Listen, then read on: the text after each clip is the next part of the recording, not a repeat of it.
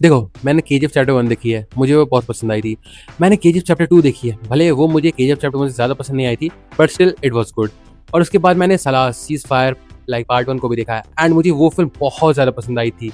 लेकिन जो अभी टीज़र या फिर ग्लिम्स आया ना ड्रैगन मूवी का, जिसे अगेन प्रशांत नील ने डायरेक्ट किया है, उसे देखने के बाद मैं कह सकता हूँ कि अगेन प्रशांत नील उसी तरीके की वर्ल्ड बिल्डिंग करते हुए हमें नज़र आ सकते हैं, जिस तरीके की वर्ल्ड बिल्डिंग हमने केजीएफ चैप्टर 1, केजीएफ चैप्टर 2 और सलार 1 में देखने को मिला था। अब देखो, मैं ये नहीं कह रहा हूँ कि ये सारी चीज़ें गलत है, बिल्कुल भी नहीं। अगर प्रशांत नील के पास अगेन से एक अच्छी कहानी है, एक अच्छी तरीके से वो फिर वर्ल्ड बिल्डिंग कर पाएँगे, तो डेफिनिटली इस मूवी के मल्टीपल फ्लॉज़ या फिर इस मूवी में जिस तरीके से अगेन से हमें जो ऑब्वियस हिंट्स देखने को मिल रहे हैं कि हाँ, इस मूवी की भी मेजॉरिटी ऑफ दी सीन्स काफ़ी ज़्यादा सलार से या फिर उनकी पिछली फिल्मों से लाइक इंस्पायर्ड लग रहे हैं, उन सारी चीज़ों को इग्नोर किया जा सकेगा इन फ्यूचर। लेकिन बाय चांस अगर इस फिल्म की स्टोरी वीक पड़ गई या फिर ऑडियंस इसकी वर्ल्ड बिल्डिंग से लाइक संतुष्ट नहीं हो पाई, तो उसके बाद हम कह सकते हैं कि डेफिनेटली इन सारी चीज़ों पे ऑडियंस भर भर के नजर डालेगी एंड रोल भी की जा सकती है ये मूवी। और देखो, मैं ये कह सकता हूँ कि मुझे इस टीजर या फिर इस गेम्स में मल्टीपल ऐसी चीज़ देखने को मिली जिसे देखकर मैं काफ़ी ज़्यादा वरीड हो इस मूवी के लिए। लेकिन हम क्या ही कह सकते हैं, ये तो केवल एक टीजर या फिर ग्लिम्स है, तो इसे लेकर हम मूवी को तो जज नहीं कर सकते अभी। लेकिन ये जो चीज़ हमें देखने को मिली है, मैं उसके बेसिस पे इस फिल्म के बारे में आज के इस वीडियो में बात करूंगा। So without any further delay let's start this video.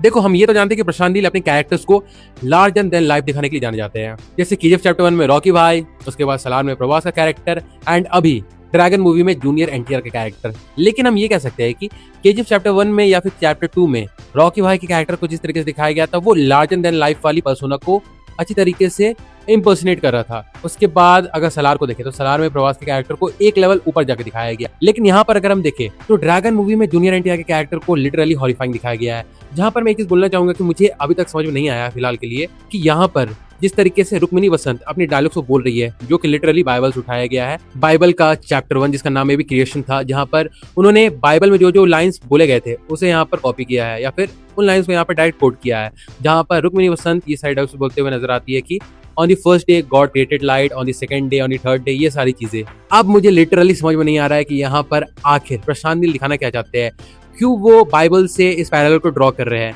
कि एक्चुअली में इसी का कोई सेंस है भी या फिर नहीं, या फिर इसे बस टीजर में हाई बढ़ाने के लिए यहाँ पर कह दिया गया है, बस यूं ही, जो कि मुझे थोड़ा आउट ऑफ द प्लेस लगा। अब देखो, हम इतना तो जानते हैं, अभी तक हमने जितनी भी प्रशांत नील की फिल्में देखी है, हम इतना तो समझ चुके हैं कि उनका कोई भी कैरेक्टर एक प्योर ईवल या फिर प्योर गुड तो नहीं रहता है, वो ग्रे शेड का कैरेक्टर होता है। एंड यहाँ पर भी हमें वही देखने को मिलने वाला है, जहाँ पर हम ये नहीं कह सकते कि जूनियर एनटीआर इसमें क्या करने वाले हैं। भले जितने भी हिंट्स हमें दिए गए हैं कि यहाँ पर ओपीएम की खेती से रिलेटेड इस कहानी को दिखाया जाएगा। और मैं एक बात कहना चाहूंगा, जहाँ पर प्रशांत नील जो भी फिल्म को बनाते हैं उसे वो हिस्ट्री से लाइक पैरेलल ड्रॉ करके दिखाते हैं, वो बहुत ही कन्विंसिंग वे में होता है। एंड ऑडियंस या फिर मैं कह सकता हूँ अपने पॉइंट ऑफ व्यू से कि मैंने जितनी भी फिल्में देखी है प्रशांत नील की हैं, जहाँ पर वो हिस्ट्री से उठाकर पैरेलल्स को ड्रॉ करते हैं अपने वर्ल्ड में, अपने फिक्शनाइज्ड वर्ल्ड में, वो काफी ज्यादा कन्विंसिंग वे में होता है, जो कि मेरा टेंशन अच्छी तरीके से ग्रैब कर पाता है। और इस वजह से मुझे सलार भी पसंद आई थी, जहाँ पर इनिशियली कई सारे लोगों ने सलार को पसंद नहीं किया था, लेकिन एक साल बाद जाके उन्होंने भी फिल्म की तारीफ की थी। लेकिन मुझे सलार की वर्ल्ड बिल्डिंग, फिल्म की कहानी, फिल्म के कैरेक्टर्स पहले ही पार्ट में पसंद आ गए थे।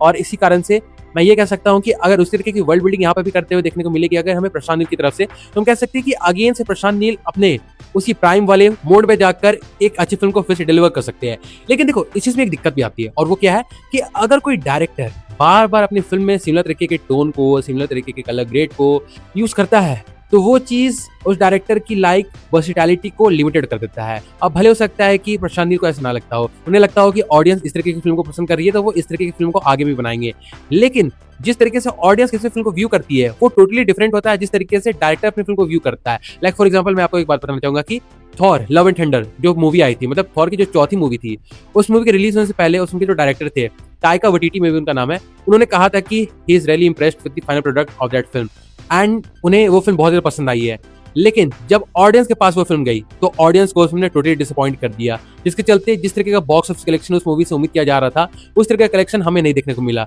एंड सेम इसी तरीके का अप्रोच हम यहाँ पे भी कह सकते हैं कि हो सकता है कि प्रशांत नील को ये अच्छा लग रहा हो कि वो अगेन से इस तरीके से अपनी फिल्म को बना रहे हैं जिस तरीके से ऑडियंस ने उनकी फिल्म को पहले भी देखा है एंड पसंद किया है। लेकिन हो सकता है कि इस बार हमें जो देखने को मिले फाइनल प्रोडक्ट के तौर पे वो डिफरेंट हो, वो वैसा ना हो जिस तरीके से हम या फिर कम से कम प्रशांत नील एक्सपेक्ट कर रहे हो। बट उस चीज को लेकर तो मैं अभी बहुत ज्यादा कुछ नहीं कह सकता, क्योंकि फिल्म को आने में अभी काफी ज्यादा वक्त है। लेकिन कम से कम मैं ये कह सकता हूँ कि इस फिल्म का टीजर जूनियर एनटीआर की पिछली फिल्म जो आई थी जिसका नाम था देवरा पार्ट 1, उससे तो काफी ज्यादा बेटर है। मतलब मैं सच में कहना चाहूंगा कि देवरा पार्ट 1 में जूनियर एनटीआर के कैरेक्टर का लिटरली मजाक बना दिया गया था। लेकिन यहाँ पर हम कह सकते हैं कि प्रशांत नील कम से कम अपने कैरेक्टर्स को अच्छी तरीके से ट्रीट करते हैं। वो उन सारे एक्टर्स को जिनका ऑलरेडी एक ऑरा है, ऑलरेडी एक पर्सोना है ऑडियंस के बीच में, बहुत ही हैवी वाला, उस चीज को प्रशांत नील अच्छी तरीके से समझते हैं और अपने कैरेक्टर्स को उस तरीके से प्रेजेंट करते ही करते हैं। तो उस चीज को लेकर कम से कम मैं डाउटफुल नहीं हूँ। लेकिन अगर फिल्म की कहानी अच्छी नहीं रही जिस तरीके से सालार की थी या फिर केजीएफ की थी, तो ऑडियंस इस फिल्म को नेग्लेक्ट कर देगी।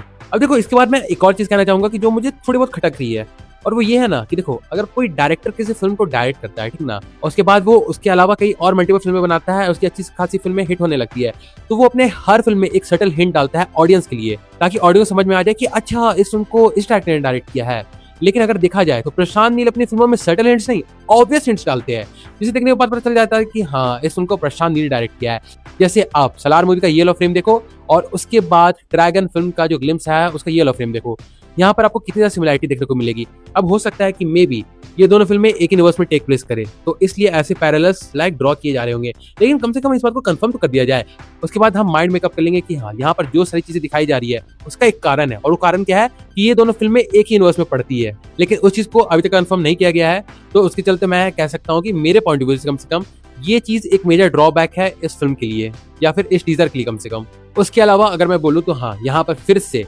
ऑडियंस को बहुत ज्यादा ध्यान देकर प्रशांत नील की इस फिल्म को भी देखना पड़ेगा, क्योंकि कैरेक्टर्स भर भर के है, और ऐसे वैसे कैरेक्टर्स नहीं कि कोई कैरेक्टर आया तो कोई कैरेक्टर गया, बस वैसा नहीं। आपको हर एक कैरेक्टर के बारे में जानना पड़ेगा, हर एक कैरेक्टर को समझना पड़ेगा कि ये कैरेक्टर आखिर कौन है, इस कैरेक्टर का दूसरे कैरेक्टर से क्या रिलेशन है। क्योंकि अगर ऐसा नहीं हुआ तो जिस तरीके से ऑडियंस का रिएक्शन आया था सलार पार्ट 1 को देखने के बाद, यहाँ पर इतने सारे कैरेक्टर्स थे कि ऑडियंस कंफ्यूज हो गई थी फिल्म को लेके, तो यहाँ पर भी वो चीज हो सकती है। तो इसलिए कम से कम ऑडियंस को इसको गौर से देखना पड़ेगा, क्योंकि मैं इतना कह सकता हूँ, प्रशांत नील अपने कैरेक्टर्स को बस यूं ही नहीं डालते फिल्म में कि उन्हें बस स्पेस फिल करना है, बिल्कुल भी नहीं। वो कैरेक्टर्स को इसलिए डालते हैं क्योंकि उनका कहानी में एक अच्छा खासा इंपॉर्टेंस होने वाला होता है। और भले ये चीज केजीएफ चैप्टर 1, केजीएफ चैप्टर 2, उसके बाद सलार चैप्टर 1 से काफी ज्यादा सिमिलर देखने को लग रही है, लेकिन उसके बावजूद भी मैं इस चीज से काफी ज्यादा इंप्रेस्ड हूँ, क्योंकि इस तरीके की कहानी को लिखना जहां पर मल्टीपल कैरेक्टर्स है एंड उन सारे कैरेक्टर्स को इंपॉर्टेंट भी बना देना, ये एक अच्छा राइटर ही कर सकता है। जैसे हम जानते हैं कि इसकी कहानी को भी प्रशांत नील ने ही लिखा है, तो यहाँ पर भी हमें उस चीज में एक सेंस ऑफ सेटिस्फैक्शन देखने को मिलेगा।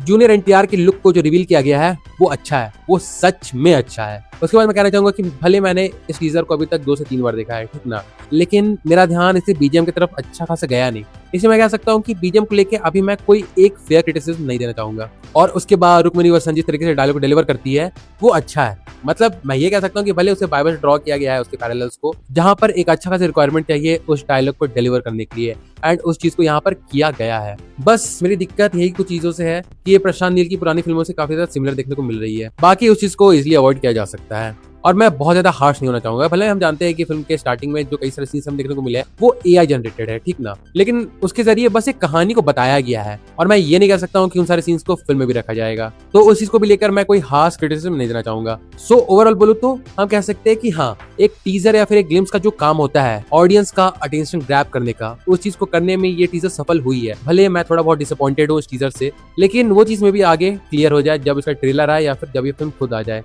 पर जब तक ऐसा नहीं हो सकता तब तक हम बस क्या कर सकते हैं, वेट कर सकते हैं, होप कर सकते हैं। So let's just wait and hope for the best. And with that being said, चलिए मैं वीडियो को यहीं पे कंक्लूड करता हूं। तो वेल, अगर देखा जाए तो यही था मेरा एक ओवरऑल ओपिनियन इस पर्टिकुलर टॉपिक को लेके। अगर इस बारे में आपका भी कुछ सोचना है या फिर आप भी कुछ कहना चाहते हो, तो डेफिनेटली से अपने व्यूज को आप कमेंट सेक्शन में लिखकर जरूर से बता सकते हो। मैं फॉर श्योर जानना चाहूंगा कि इस बारे में आपके थॉट्स किस तरीके के हैं। So do drop your views in the comment section. और हाँ, बाकी फिर चलिए मिलते हैं बहुत जल्द एक और नए वीडियो के साथ। तब तक के लिए बाय।